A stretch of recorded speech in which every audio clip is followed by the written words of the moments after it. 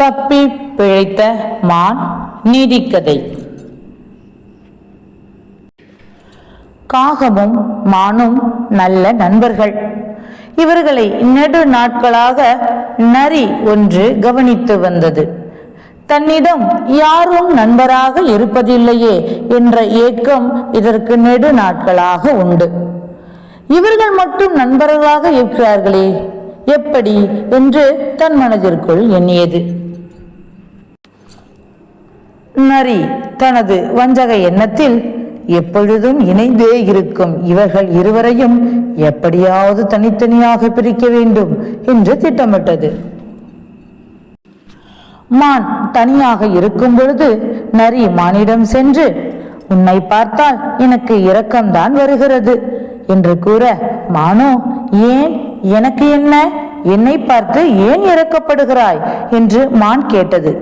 அதற்கு நரியோ, கொழு கொழுவென இருக்க வேண்டிய நீ சரியான உணவு கிடைக்காததால் இப்படி உடல் மெலிந்து காணப்படுகிறாயே.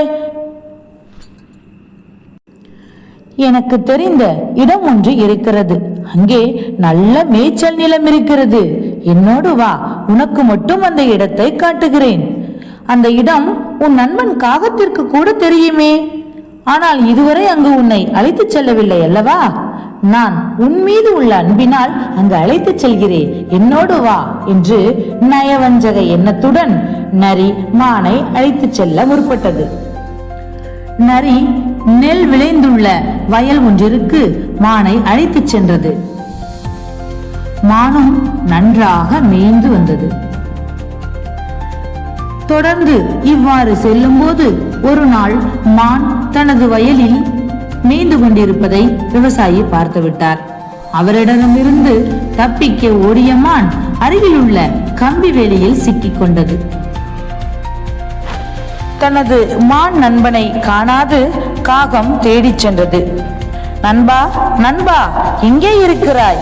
என் ஆருயிர் நண்பா, எங்கே இருக்கிறாய் என்று கரைந்தபடியே அருகில் உள்ள மானை பார்த்து, ஐயோ, கம்பி வேலியில் மாட்டிக்கொண்டாயா என்று பதறியபடி பார்த்தது. சரி சரி, நீ தப்பிச்சு கொள்ள ஒரு வழி கூறுகிறேன். விவசாயி அருகில் வரும் வரை நீ இருந்தது போல் அசையாமல் இரு. விவசாயி உன்னை வேலியிலிருந்து விடுவித்தவுடன் நான் மரத்திலிருந்து கா கா கா என்று குரல் கொடுக்கிறேன். உடனே நீ அங்கிருந்து வேகமாக தப்பித்து விடு என்று யோசனை கூறியது.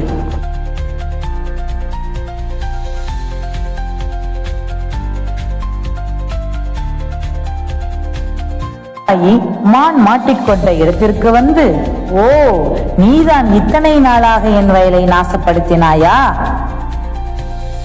வேலியிலிருந்து மானை விடுவித்து வீட்டிற்கு எடுத்துச் செல்ல விவசாயி முற்பட்ட போது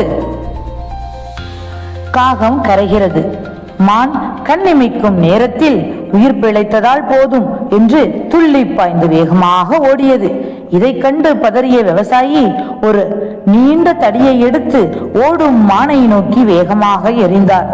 அது பதுங்கியிருந்த நரியின் மேல்பட்டது. பாவம், நரி காயம்பட்டு கீழே சுருண்டு விழுகிறது. மான் நரியை பார்த்து, உன் வஞ்சக எண்ணம் உனக்கே கேடாக முடிந்தது.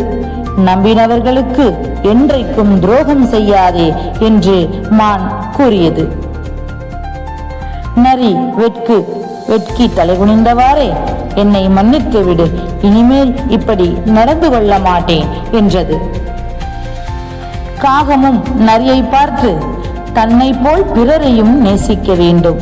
நண்பர்கள் என்றால் உண்மையுடனும் அன்புடனும் பழக வேண்டும். அப்போதுதான் உனக்கும் நல்ல நண்பர்கள் கிடைப்பார்கள் என்று அறிவுரை கூறியது. அதற்கு நரி, புரிந்து கொண்டேன் நண்பா, இனி அவ்வாறு நடந்து கொள்ள மாட்டேன் என்று உளமாற மன்னிப்பு கேட்டது. இந்த நீதி கதையிலிருந்து நாம் புரிந்து கொள்வது, நண்பர்களுடன் உண்மையாகவும் அன்பாகவும் பழக வேண்டும். வஞ்சக எண்ணத்துடன் பழகக்கூடாது.